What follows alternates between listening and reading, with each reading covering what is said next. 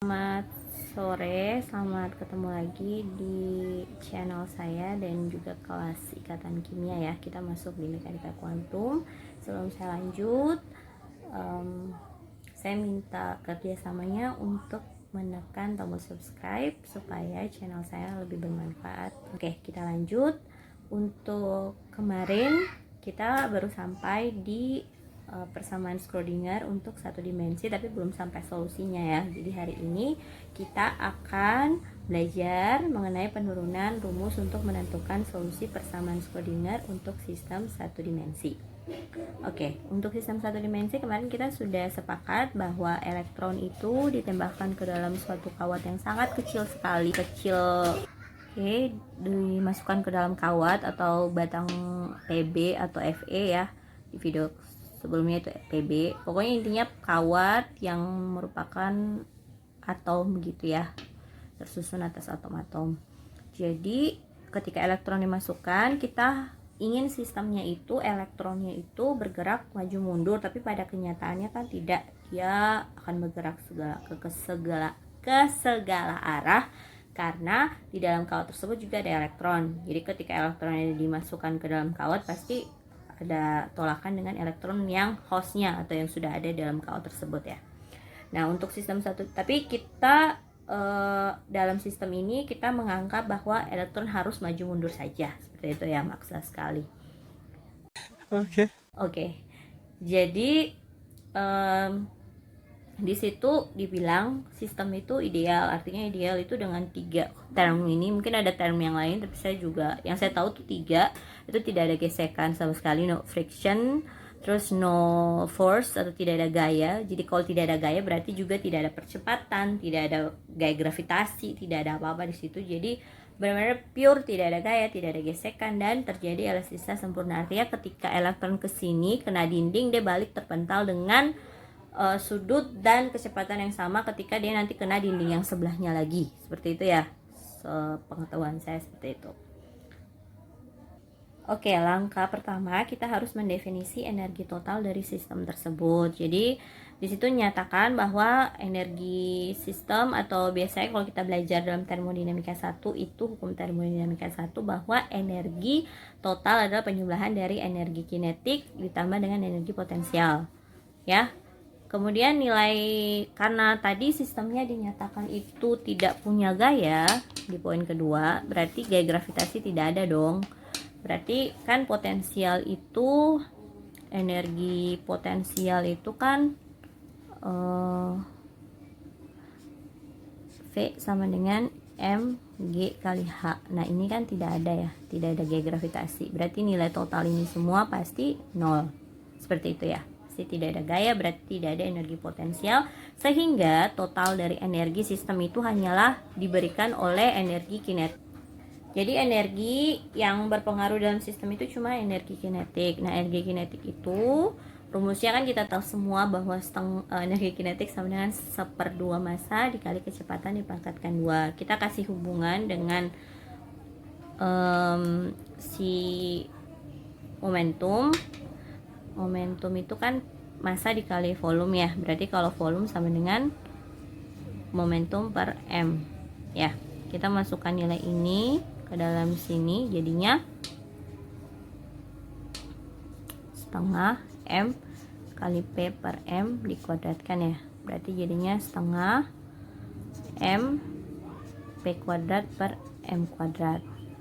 Ininya dipotong, jadinya itu E sama dengan setengah P kuadrat per M.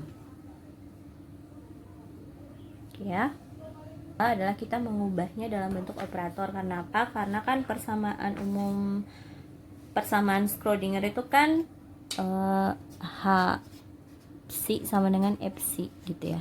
Kita akan mengubahnya dalam operator, tapi dalam bentuk Hamiltonian belum, tapi kita definisikan di dalam operator yang ada hubungannya dengan persamaan yang tadi, yang ini. Oke, energinya kita tidak ambil, kita cuma ambil yang di dalam sini. Operator P itu kan tadi kan setengah M P, karena dia satu dimensi kita pilih aja salah satu, misalnya X gitu ya. Setengah maaf, setengah px per m gitu ya, nggak kelihatan banget ya, begitulah. Atau saya hapus, jadinya setengah px per m, ini dikuadratkan. Nah yang kita pengen rubah ini si ini menjadi px gitu ya. Oke, jadi operator px itu didefinisikan dengan h coret per i do per do x, karena dia sumbu x berarti kan per do x. Ketika dikuadratkan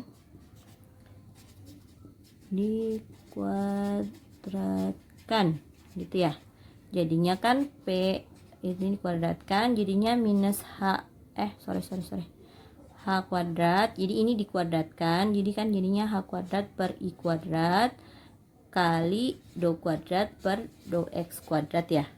Nah ini kan kemarin kita sudah bilang bahwa itu sama dengan akar minus 1 gitu ya. I itu sama dengan akar dari minus 1. Berarti P operator X kuadrat kan itu sama dengan H coret per minus 1 kali do kuadrat per do X kuadrat ya. Nah ketika kita masuk ini kan sudah nih ya. Jadi dia menjadi begitu, terus saya ke sini, jadi dia jadi operator Hamiltoniannya itu menjadi setengah m ya, setengah m dikali minus h coret kuadrat, ini saya hilangin aja ya, kemudian dikali do kuadrat per do x kuadrat, atau lebih disingkatnya itu minus h coret kuadrat per 2m do kuadrat per 2x kuadrat, seperti itu. Oke, langkah ketiga adalah nyatakan persamaan Schrödinger atau masukkan operator tadi ke persamaan Schrödinger untuk sistem satu dimensi. Kan tadi kita sudah dapat Hamiltoniannya itu minus h coret kuadrat per 2m kali do kuadrat per 2x kuadrat. Jadi yang masukin saja, jadinya itu sama dengan minus h coret kuadrat per 2m do kuadrat per do x kuadrat psi sama dengan fc. Jadi ini adalah bentuk persamaan Schrödinger untuk sistem satu dimensi, mohon maaf, untuk persamaan satu dimensi. Oke, untuk langkah keempat kita mencari solusinya seperti apa. Tadi kan bentuk persamaan Schrödinger itu minus h coret kuadrat per 2m do kuadrat per do x kuadrat psi sama dengan fc ya. Nah, saya ninggalin yang di sini di sebelah kiri, saya pindahkan ke kanan, jadinya itu do kuadrat per do x kuadrat psi sama dengan fc dikali 2m per h coret kuadrat minus ya, berarti jadinya minus 2me per h coret kuadrat psi. Oke, jadi di sini terlihat satu pola di mana kan kalau do kuadrat per do x kuadrat itu kan sama dengan persamaan bentuk turunannya, turunan kedua ya. Bentuknya kan kalau fungsinya y ya, y sama dengan fx lah, atau y itu sama dengan inilah, disamakan. Tapi kan kalau dalam Schrödinger dia ganti simbol biar agak berbeda seperti itu. Jadi turunan kedua dari y terhadap dx kuadrat misalnya itu kan ada polanya nih. Jadi kita definisikan ini sama dengan minus k kuadrat psi. Jadi turunan kedua itu sama dengan fungsinya. Jadi turunan kedua dari fungsi tersebut sama dengan minus konstanta dikuadratkan dikali persamaan itu sendiri ya. Oke, atau saya nulis aja deh. Jadi kalau ini saya nulis di sebelah sini itu sama dengan do kuadrat per do x kuadrat psi sama dengan minus k kuadrat psi. Artinya dibacanya gimana? Jadi dibacanya adalah turunan kedua dari fungsi psi atau dari fungsi sama dengan minus dari konstanta dikuadratkan kali fungsi itu sendiri. Gitu ya. Jadi bentuknya kayak kalau matematikanya begitu ya, d kuadrat y per dx kuadrat sama dengan minus k kuadrat y begitu. Jadi bentuk ini dianggap beranalogikan lah, maksudnya mirip lah ya. Oke, nah kita mencari solusi yang atau kita mencari fungsi yang ketika dia diturunkan sebanyak 2 kali dia akan menghasilkan fungsi itu sendiri dengan dikali dengan minus konstantanya dipangkatkan 2.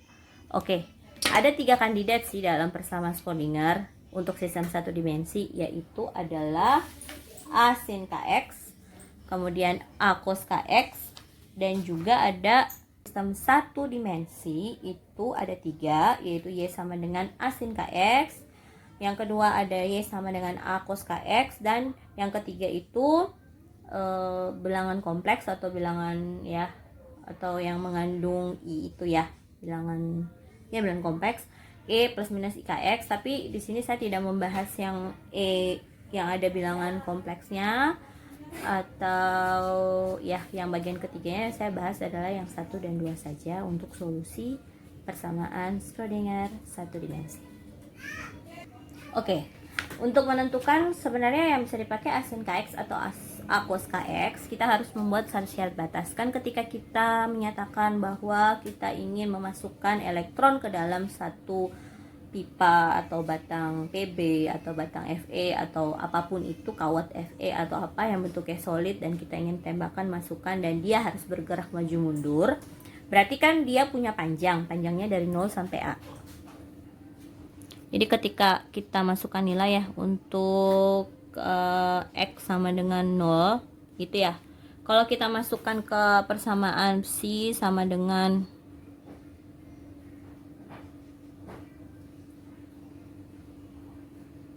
A sin kx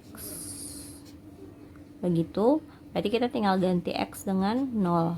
Jadi nilai psi sama dengan A sin k dikalikan 0, nilai total ini semua 0, berarti psinya nilainya 0, berarti sejalan dong. Jadi ketika panjangnya 0, tidak mungkin ada elektron di situ. Kan tidak mungkin, kalau tidak ada ruang berarti tidak ada sesuatu di sini. Materi atau partikel sekalipun seperti elektron pasti dia memiliki massa dan ruang. Oke, berarti untuk batas sin kx ini masih bisa diterima. Nah, kalau yang untuk 0, untuk x sama dengan 0 untuk psi A cos kx, itu psinya itu sama dengan A dikali cos k dikali 1 dikali 0, sorry. Kan kalau cos 0 ya, jadi nilai ini kan semua kan cos 0 ya. Jadi kalau psi itu tidak, untuk nilai total di sini itu nilainya itu ya, nilai di sini kalau cos 0 sama dengan kan 1. Jadi kan pasti nanti nilainya kan A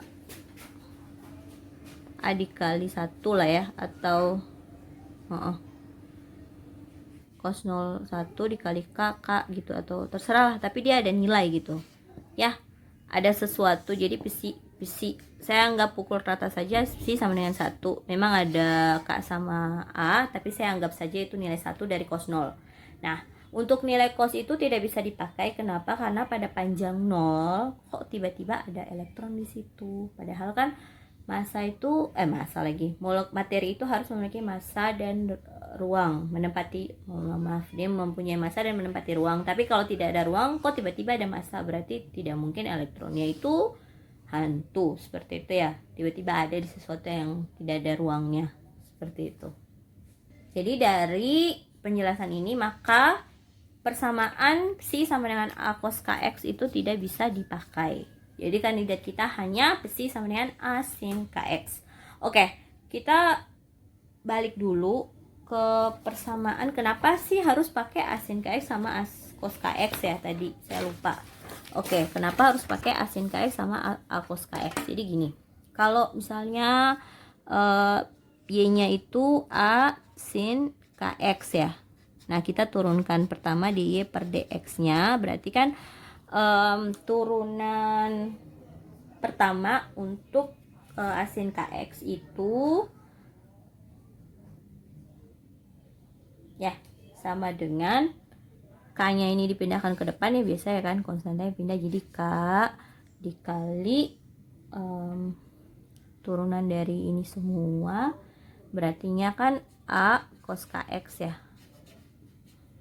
Ya, kemudian D kuadrat Y per DX kuadrat itu turunan keduanya, jadi turunan K-nya, turunan selanjutnya itu K-nya pindah ke depan juga, jadi kan nanti K dikali K, terus turunan A cos KX itu kan turunan cos kan minus A sin KX gitu ya, jadi turunannya kan menjadi minus K kuadrat A sin KX. Dia mengikuti bentuk dari yang sebelumnya, yaitu turunan kedua dari fungsi tersebut harus sama dengan minus konstanta dikuadratkan kali fungsi itu sendiri. Kan fungsinya A sin KX, turunan keduanya minus K kuadrat fungsi itu sendiri, yaitu A sin KX. Jadi kenapa solusinya A sin KX juga? Karena penurunan ini membuktikan bahwa turunan kedua dari si A sin KX itu adalah minus K kuadrat kali A sin KX. Oke, selanjutnya untuk persamaan A cos KX, kan flashback. Kalau A cos KX menjadi kandidat juga, kenapa? Karena turunan pertamanya kan K dipindah ke depan, berarti K kali minus A sin KX. Nah, turunan kan jadinya minus di depannya, jadi turunan keduanya DX kuadratnya sama dengan minus K dikalikan K, turunan sin kan tetap plus cos ya, jadi A cos KX. Maaf itu. Jadinya min K kuadrat A cos KX. Berarti turunan kedua juga mengikuti bentuk, yaitu turunan kedua harus minus konstanta dikuadratkan kalikan Y, dan untuk cos juga dia mengikuti itu, bahwa turunan dari A cos KX turunan keduanya adalah minus K kuadrat persamaan itu sendiri. Oke, kita lanjut. Untuk syarat batas sudah kita tentukan bahwa cos tidak bisa dipakai, sehingga untuk penyelesaian selanjutnya kita menggunakan sin. Untuk yang 0 sudah kita buktikan ya, sudah masuk. Nah, untuk X sama dengan A, untuk X sama dengan A, kita tidak usah harus membuktikan karena kandidatnya sudah kita pakai. Berarti kita tinggal menurunkan nilai X nya saja. Oke, untuk X sama dengan A, karena dia bertepat. Oke, untuk nilai X sama dengan A, itu nilai psi A nya itu psi A nya itu nilainya 0. Kenapa 0? Karena pas di sini ya, harus nilainya 0. Karena kan untuk kayak di ujung-ujung get-nya atau ya tepat di ujung-ujungnya itu pasti si elektronnya itu pasti tidak ada, karena kan dinyatakan bahwa dia adalah perbatasan begitu. Jadi kita langsung menggunakan saja persamaan. Saya taruhnya di sini aja deh biar ya. Jadi untuk psi A sama dengan 0. Nah, psi A itu kan psinya kan sama dengan A sin KX. Ya. Kan untuk setiap ini X-nya diganti A, jadi A sin KA. Dan ini harus bernilai 0. Ya. Berarti untuk setiap KA itu KA atau KX lah gitu ya. Ya, untuk nilai KA yang bernilai 0 itu kan tadi untuk nilai 0 sudah, berarti si 0 yang berikutnya itu kan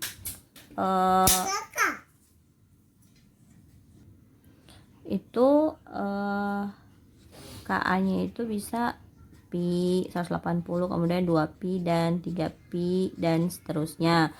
DST ya saya tulis di sini. Ya, DST berarti untuk nilai ini. Oh, jadi untuk nilai selanjutnya berarti KA sama dengan NP ya. Bentuk umumnya berarti KA sama dengan NP. Berarti untuk nilai A sama dengan untuk nilai K sama dengan NP per A ya. NP per A. Nah, untuk nilai menemukan bahwa turunan kedua itu sama dengan ini kan ya, sama dengan minus 2ME per H coret kuadrat. Berarti kan tadi kita sudah dapat K nya itu K kuadrat itu kan 2ME per H coret kuadrat. Nah, tadi juga kita dapat K itu sama dengan tadi mana tuh, NP per A ya. Oke, kita masukkan nilai K ini ke sini, kemudian jadinya NP per A dikuadratkan sama dengan 2ME per H coret kuadrat ya, gitu. Jadi dapatnya N kuadrat Pi kuadrat per A kuadrat sama dengan 2ME per H coret kuadrat ya. Oke, yang kita mau cari tahu itu adalah nilai energinya. Berarti kita pindahkan semua ke kiri, tinggalkan E sendiri di kanan. Tapi E nya saya tulis di kiri. Jadi E sama dengan N kuadrat Pi kuadrat ya, H coret kuadrat per A kuadrat dikali 2M ya. Nah, kita harus tahu bahwa H coret itu sama dengan H per 2pi. Berarti kita ganti ya. Berarti E pakai warna lain aja biar ketahuan. Berarti E sama dengan N kuadrat Pi kuadrat H per 2pi dikuadratkan per 2A kuadrat M. Jadinya itu E sama dengan N kuadrat Pi kuadrat H kuadrat per 2A kuadrat M dikali 4 Pi kuadrat. Jadi ini dikali ini 8. Jadi E sama dengan N kuadrat Pi kuadrat H kuadrat per 8 M A kuadrat Pi kuadrat. Karena Pi dan Pi itu sama, jadi kita potong saja. Jadinya nilai terakhirnya adalah E sama dengan N kuadrat H kuadrat per 8 MA kuadrat. Ini adalah solusi energi untuk penurunan persamaan Schrödinger satu dimensi. Seperti yang kemarin kita sudah sepakat bahwa untuk menurunkan persamaan Schrödinger atau solusi umum dari persamaan Schrödinger adalah ada dua, yaitu energi dan fungsi gelombang. Energinya sekian untuk sistem satu dimensi, dan untuk fungsi gelombangnya kita menggunakan sin A sin Kx. Oke, sekian video saya, semoga bermanfaat, dan jangan lupa komen jika ada pertanyaan, dan tolong di like, share, dan juga subscribe. Sampai ketemu di video berikutnya. Terima kasih sudah menonton.